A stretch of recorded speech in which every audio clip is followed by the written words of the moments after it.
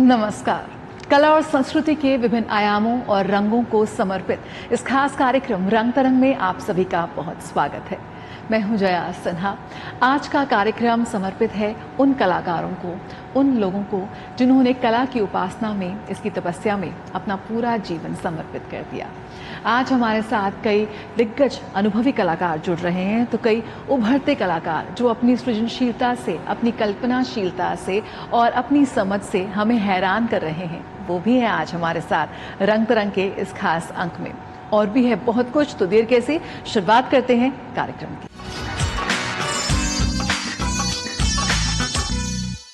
प्रधानमंत्री नरेंद्र मोदी के संबोधन के साथ राजधानी दिल्ली के कर्तव्य पथ पर मेरी माटी मेरा देश अभियान का हुआ समापन। देश भर के राज्यों से, केंद्र शासित प्रदेशों से आए लोगों की दिखी जीवंत भागीदारी इसमें। देश भर से आए कलाकारों ने इसमें लिया हिस्सा और कई सांस्कृतिक कार्यक्रमों का भी आयोजन हुआ। आइए देखते हैं उसकी एक झलक।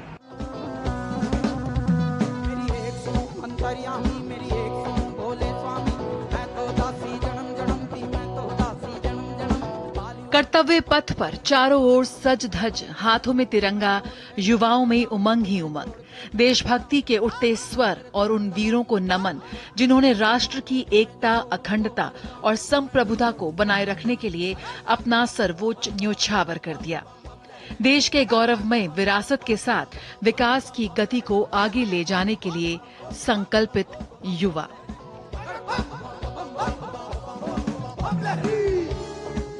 राष्ट्र की एकता, समरसता और बलिदानी वीरों के प्रति सम्मान के लिए प्रधानमंत्री नरेंद्र मोदी ने मेरी माटी मेरा देश अभियान का आह्वान किया था। अब देश के कोने कोने से आई मिट्टी से कर्तव्य पथ पर बनने वाले अमृत वाटिका का हुआ है शिलान्यास। दिल्ली में कर्तव्य पथ पर मेरी माटी मेरा देश अभियान की अमृत कलश यात्रा का समापन हुआ। प्रधानमंत्री मोदी ने कर्तव्य पथ पर इस मौके पर आयोजित कार्यक्रम में हिस्सा लिया।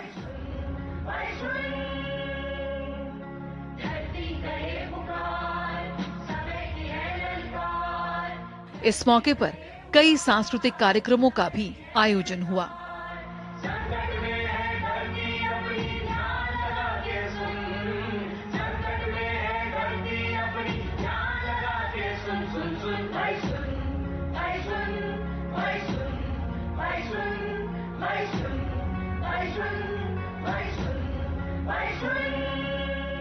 पर्यावरण संरक्षण का संदेश देते एक नृत्य नाटिका का मंचन किया गया, जिसमें जैविक खेती के लिए भी कलाकार प्रोत्साहित करते नजर आए।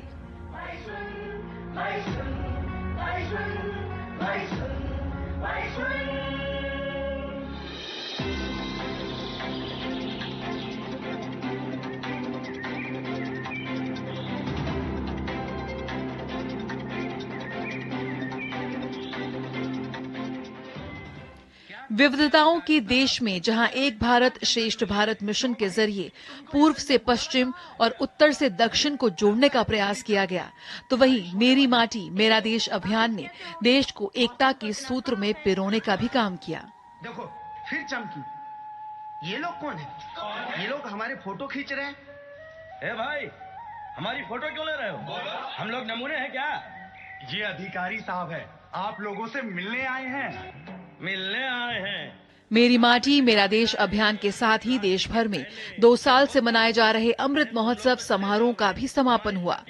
मेरी माटी मेरा देश अभियान के जरिए पूरा देश सर्वस्व न्योछावर करने वाले शहीदों के बलिदान को याद किया और उनके प्रति अपनी कृतज्ञता व्यक्त की।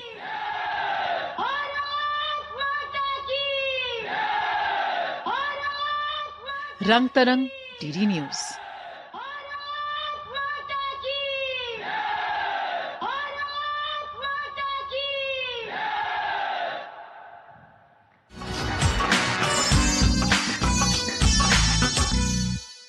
वेस्ट टू आर्ट यानी कि पुरानी बेकार पड़ी चीजों को एक कलाकृति में बदल देना।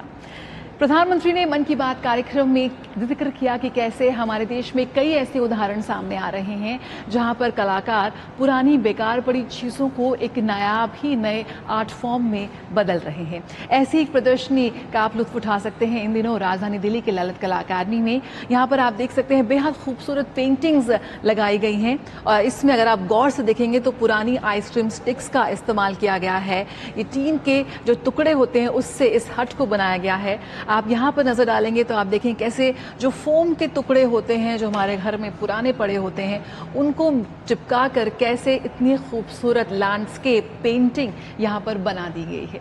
क्यों ना अपने बच्चों को भी हम एक तरह से प्रोत्साहन दें कि किसी भी बेकार पड़ी चीज़ को थोड़ी सी सृजनशीलता से, थोड़ी सी क्रिएटिविटी और इमेजिनेशन से उसे एक नए आर्ट फॉर्म में बदलने का। आइए लुत्फ उठाते हैं इस प्रदर्शनी का।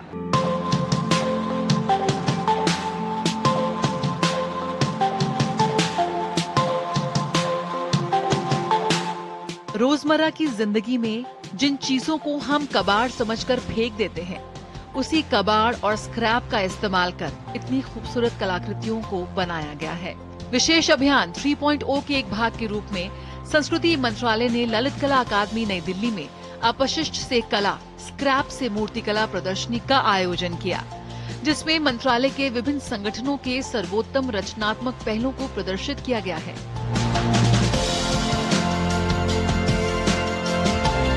संस्कृति राज्य मंत्री अर्जुन राम मेघवाल ने प्रदर्शनी का शुभारंभ किया था।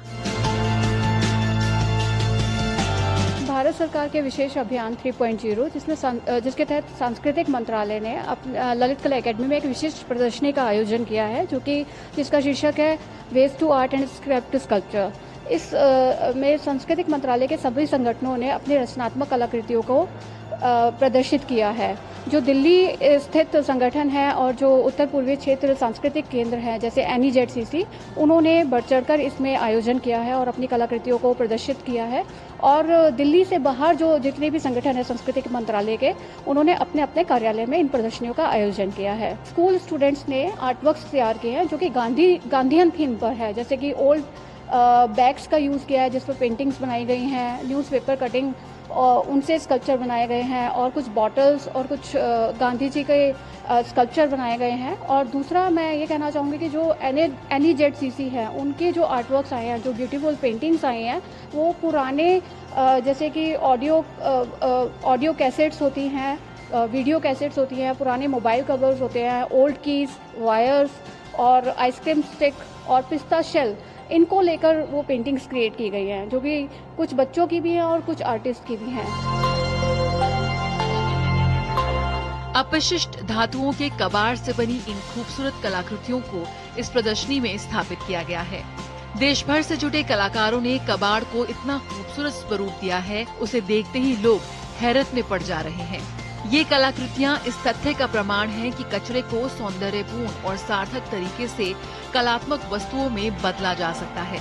नन्हे बच्चों से लेकर अनुभवी कलाकारों ने इन कलाकृतियों में फोम के टुकड़े, लोहे की छड़ें, शीशे के टुकड़े, ऑटोमोबाइल पार्ट्स, धातु की प्लेटें, तार, जाल, रिम चेन, बेरिंग बॉल और अन्य कबाड़ सामग्री का उपयोग किया है।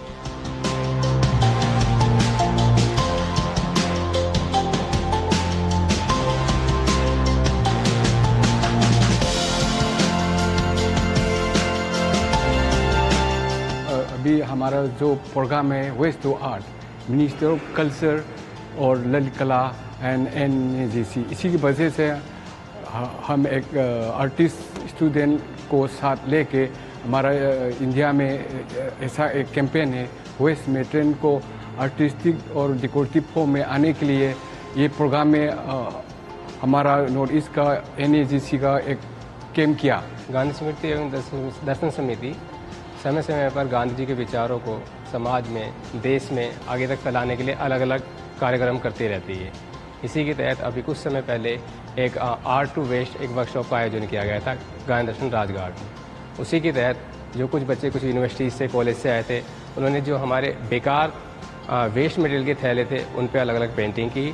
साथ ही गांधी स्मृति में, गांधी दर्शन में अलग अलग समर कैंप का भी आयोजन किया जाता है, जिसमें अलग अलग स्लम के बच्चे, स्कूल के बच्चे पार्टिसिपेट करते हैं। प्रधानमंत्री का नारा है रिड्यूस, रीयूज और रिसाइकल। उस पहल को चरितार्थ करती ये प्रदर्शनी सभी के आकर्षण का केंद्र बनी हुई है।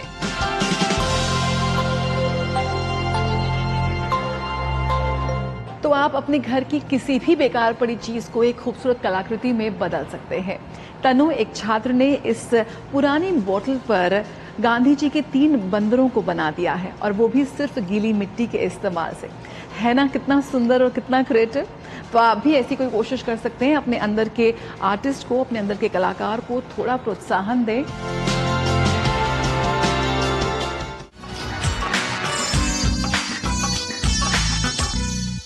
विश्वविख्यात आर्टिस्ट ए रामचंद्रन, जिन्हें अनेकों पुरस्कार मिले, उन्हें पद्म भूषण से भी सम्मानित किया गया, लेकिन आज भी उम्र के इस पड़ाव पर भी वो हम सभी के लिए एक आदर्श बने हुए हैं। आइए आपको लिए चलते हैं एक बेहद खास प्रदर्शनी में, जिसमें उनके अब तक की जीवन यात्रा को, उनके अनुभवों को एक रेट्रोस्पेक्टिव के रूप में एक साथ लाया गया। इस प्रदर्शनी में उनके 1974 से लेकर अब तक के काम को हमने देखा।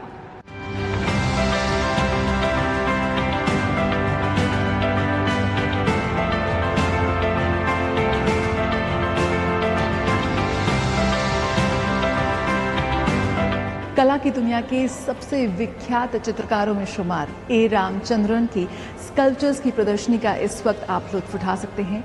राजधानी दिल्ली की त्रिवेणी आर्ट गैलरी में ए रामचंद्रन के दशकों के काम का एक रेट्रोस्पेक्टिव प्रदर्शनी का आयोजन किया गया। इस प्रदर्शनी की खास बात यह है कि 1974 से लेकर 2023 तक उनका जो काम रहा, उसकी झलक आप यहाँ देख सकते हैं। पहली बार है कि इतना कॉम्प्रिहेंसिव सेटअप किया गया है उनके स्कल्पचर्स का, जो इस प्रदर्शनी में बहुत ही बखूबी निकल कर आता है। ए रामचंद्रन, जो कि सबसे विख्यात चित्रकारों में से रहे हैं, भारत सरकार द्वारा उन्हें पद्म भूषण से सम्मानित किया गया। एक चित्रकार के रूप में रेखाओं, रंगों और रूपों पर उनकी मजबूत पकड़ एक बेहद रोमांचक नाटक का निर्माण करती है। और प्रारंभ की अगर हम बात करें तो रामचंद्रन ने अभिव्यक्तिवादी शैली में चित्रकारी की, जो शहरी जीवन की पीड़ा को मार्मिक ढंग से दर्शाती नजर आई। पेंटिंग्स बड़ी थी, भित्तिचित्रों के समान, और उनमें बेहद शक्तिशाली आकृतियां भी शामिल रहीं। 1980 के दशक तक रामचंद्रन के काम में अमूलचूल परिवर्तन आया, और बहुत ज़्यादा वास्तविकताओं को भी उन्होंने अपने काम में जोड़ने की कोशिश की। कहीं पर मिथक रहे तो कहीं पे कहानियाँ, तो कहीं पे उनकी अभिव्यक्ति। हर जगह एक चित्रकार के रूप में, एक कलाकार के रूप में व्यंग की विचित्र भावना ने उनके चित्रों को सरसता और नई खोजना की भावना से भर दिया। ए रामचंद्रन, जो आज भी, आज की पीढ़ी के लिए भी एक आदर्श के रूप में सामने आते हैं, और इस प्रदर्शनी के जरिए उनके दशकों के काम को, उनके अनुभव को, उनकी कला को बहुत ही बारीकी से और बेहद खूबसूरती से समझा जा सकता है, देखा जा सकता है, महसूस किया जा सकता है।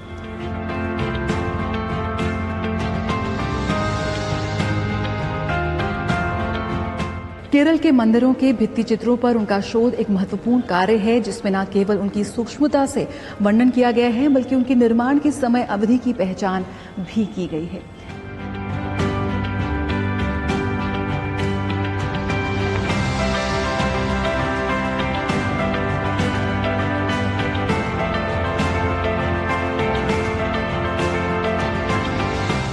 एक मूर्तिकार के रूप में, एक शिल्पकार के रूप में, एक लेखक के रूप में ए रामचंद्रन आज भी कला के विभिन्न माध्यमों से जुड़े हुए हैं। उम्र के इस पड़ाव पर भी कला से उनका स्नेह कम नहीं हुआ है। कला के क्षेत्र में उल्लेखनीय योगदान के लिए उन्हें पद्म भूषण सम्मान से नवाजा गया है, और आज भी वो इस पीढ़ी के लिए एक आदर्श बने हुए हैं। एक बेहद दुर्लभ मौका है तमाम उन कला प्रेमियों के लिए कि इस प्रदर्शनी का लुत्फ उठाना, जहां पर आप उनके काम को, उनके अनुभव को बहुत ही करीब से महसूस कर सकते हैं। कैमरा पर्सन मोहित के साथ Jaya Sinha, TD news, Delhi.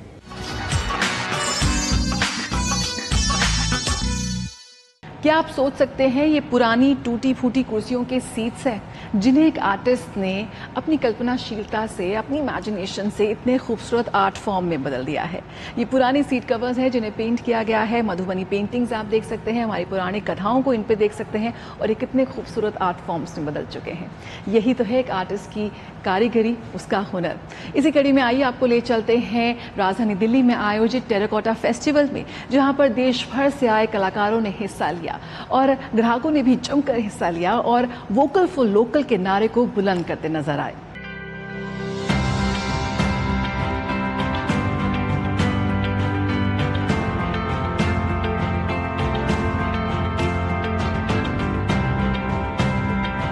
Terracotta शिल्प का अपना एक बेहद समृद्ध इतिहास रहा है। इस वक्त हम एक ऐसे टेराकोटा फेस्टिवल में हैं जहां पर देश भर से जो आर्टिसंस हैं वो यहां पर पार्टिसिपेट कर रहे हैं और आपको देश भर की नायाब जो कृतियां हैं वो यहां पर आपको नजर आ रही है। टेराकोटा आज ये कला देश ही नहीं बल्कि दुनिया में अपना नाम कमा रही है और भारतीय आर्टिसंस की हाथ का जो हुनर है, जो जादू है, आज उन्हें वैश्विक मंच पर लाकर खड़ा कर रहा है। राजधानी दिल्ली में टेराकोटा फेस्टिवल का आयोजन किया गया है। मनीषा जी, आप बताइए क्या कुछ खास है इस टेराकोटा फेस्टिवल में? हर साल दिल्ली ब्लू पॉटरी ट्रस्ट के साथ में हमारे यहाँ पे त्रिवेणी कला संगम पे टेरा फेस्ट होता है, आयोजन किया जाता है। पॉटर्स सब अलग अलग राज्य से आते हैं अपना पॉटर्स लेकर के, डायरेक्ट अपने वहाँ से बनाए हुए शिल्पकार और ये सब आप लेकर के आ रहे हैं, आप देख रहे हैं।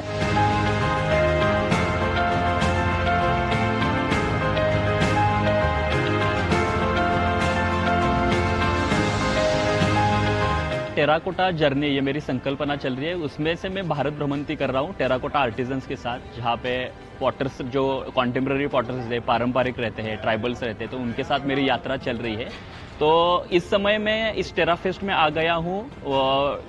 जो टॉयज़ है टेराकोटा के छोटे छोटे और फ्रिज मैग्नेट्स पर लेके आया हूँ, अलग अलग दिवाली के दिए वगैरह लेके आया हूँ और बहुत मुझे ये प्यारी जगह लगती है। अभी यहाँ आज मैं 5वीं बार आ गया हूँ और लोगों का बहुत अच्छा मुझे ये कला का अप्रिसिएशन मिल रहा है।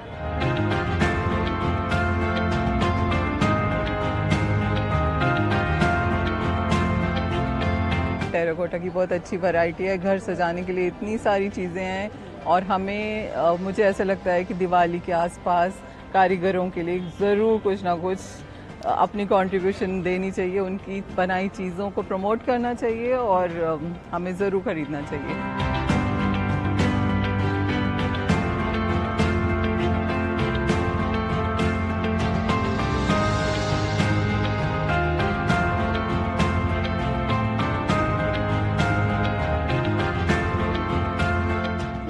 कटिंग वाले दिए हैं, ये अलग लाए हैं और नीचे स्टैंड वाले दिए हैं, वो भी अलग हैं।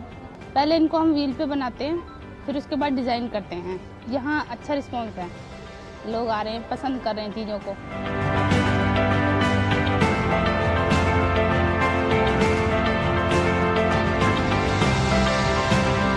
इस टाइप का हम सिल कह सकते हैं, ये वाली चीज़ें लेके आए हैं जिसे बच्चे खेलने के लिए यूज़ कर सकते हैं। और अगर हम देखें तो घरों में लेडीज़ से काफ़ी चटनी एंड ऑल, जैसे मसालेज वगैरह होते हैं, वो सारी चीज़ों का यूज़ करते हैं। इसे पीसते हैं, चक्की पीसने वाले, जिसे हम गेहूँ, चावल कुछ भी पीस सकते हैं, लेकिन आज उसकी भी जगह मशीन ने ले ली है, जो मशीनें यूज़ होती हैं।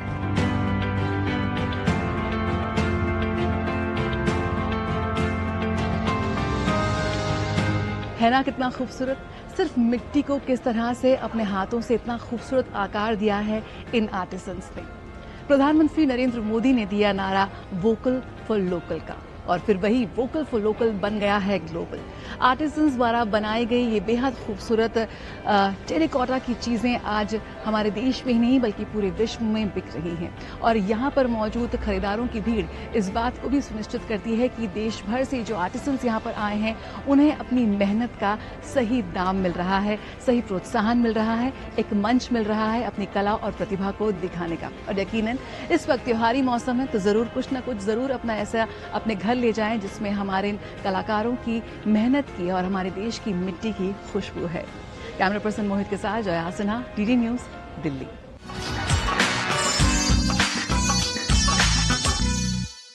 और आइए अब आपको लिए चलते हैं आर्टिस्ट शर्मिला थापर की प्रदर्शनी में, जहां पर उन्होंने रंगों के माध्यम से खुद को तो अभिव्यक्त किया ही, साथ ही भारतीय संस्कृति के भी रंग देखने को मिले उनकी प्रदर्शनी में।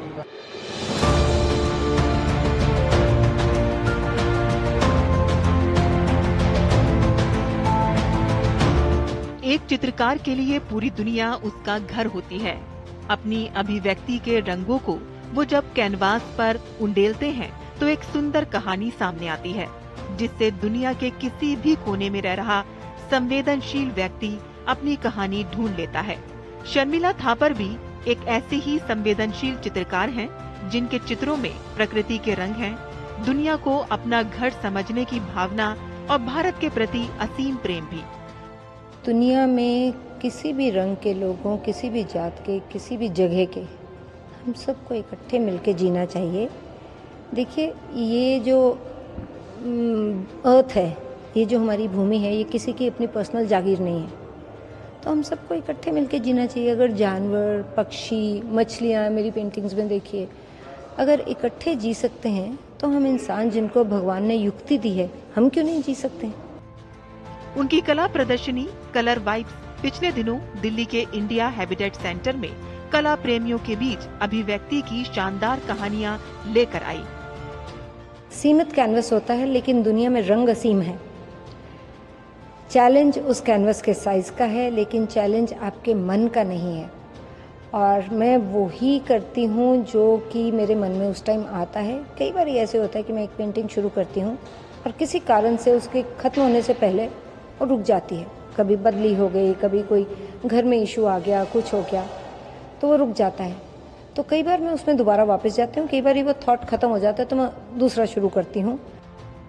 शर्मिला के चित्रों में विश्व बंधुत्व की भावना झलकती है, फिर वो चाहे दक्षिण अमेरिका के छोटे छोटे घरों का संसार हो, तंबूरा बजाती मिडिल ईस्ट की दो महिलाएं, या फ्रांस के डिकूपोज कला, जिनमें छोटे छोटे टुकड़ों को जोड़कर एक सुंदर कलाकृति बनाई जाती है। कमाल की बात यह है कि पूरी दुनिया घूमते हुए और अपने कैनवास पर उसे उकाड़ते हुए भी उनके दिल में भारत हमेशा जिंदा रहता है। शर्मिला थापर की कला में पूरी दुनिया के लिए प्यार झलकता है।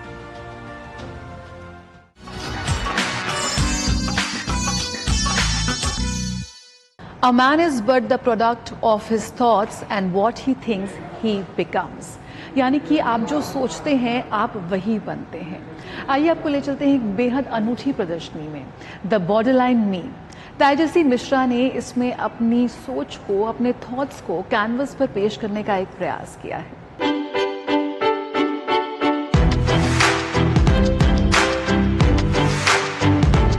आज अगर महिलाओं की स्थिति की तुलना सैकड़ों साल पहले के हालात से की जाए तो यही दिखता है कि महिलाएं पहले से कहीं ज्यादा तेज गति से अपने सपने पूरे कर रही हैं।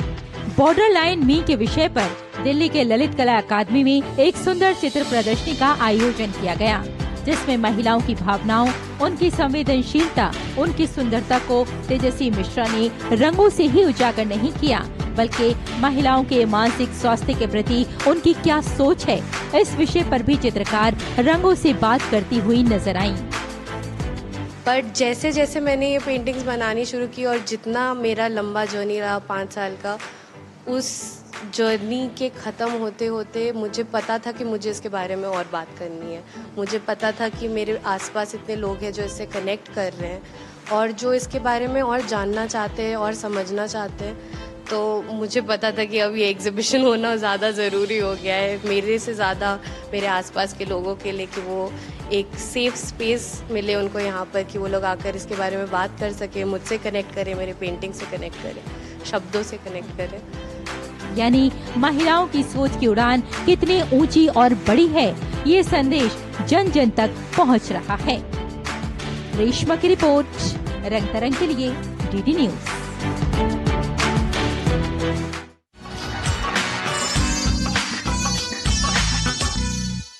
कैनवस के रंग हमारे जीवन में भी कितने रंग भर देते हैं। कला अभिव्यक्ति का एक बेहद सशक्त माध्यम है। इस वक्त हम युवा आर्टिस्ट नित्य सोनी की प्रदर्शनी में मौजूद हैं। यहाँ पर मौजूद कैनवसेस में, उनकी तस्वीरों में आप नित्य की समझ को, उनके अनुभव को महसूस कर सकते हैं। यहाँ पे उनकी 3 सीरीज को लगाया गया है, लुप्तप्राय, रूपांतरण और मनन माया। ये वो तस्वीरें हैं, ये वो कैनवस हैं जिनमें उन्होंने अपने अनुभवों को और जीवन को देखने के उनके नजरिए को पेश करने का एक प्रयास किया है। आइए नित्य सोनी से पूछते हैं कि क्या खास है इस प्रदर्शनी में। प्रकृति ही मेरा माध्यम है जो कि मैं अपनी कला के थ्रू प्रेजेंट करना चाहता हूँ। यहाँ पर जो मछली है वो हमारे मन को प्रेजेंट कर रही है, एंड जो हमारा गोल्डन वाला एरिया है ये हमारी माया को प्रेजेंट कर रहा है, किस तरीके से हम एक माया जाल में रहकर भी कितने खुश हैं।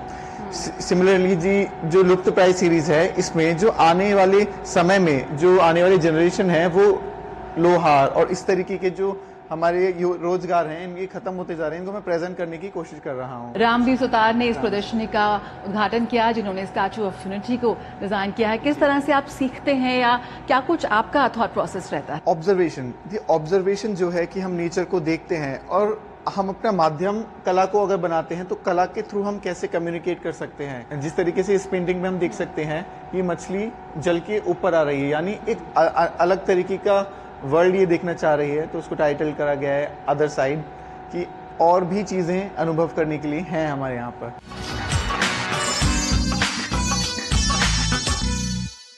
कला चाहे किसी भी रूप में हो हमें वो खुद से जोड़ती है, इसलिए जिंदगी की आपाधापी में, जीवन की इस दौड़ भाग में अपने अंदर के उस कलाकार को कहीं खोने ना दे। और जुड़े रहें हमारे इस खास कार्यक्रम के साथ रंग तरंग, जिसके जरिए हफ्ते दर हफ्ते हम आपके लिए लेके आते हैं हमारे देश की कला संस्कृति के विभिन्न आयामों को, विभिन्न रंगों को। तो फिलहाल आज के इस अंक में इतना ही। मुझे दीजिए इजाजत। नमस्कार।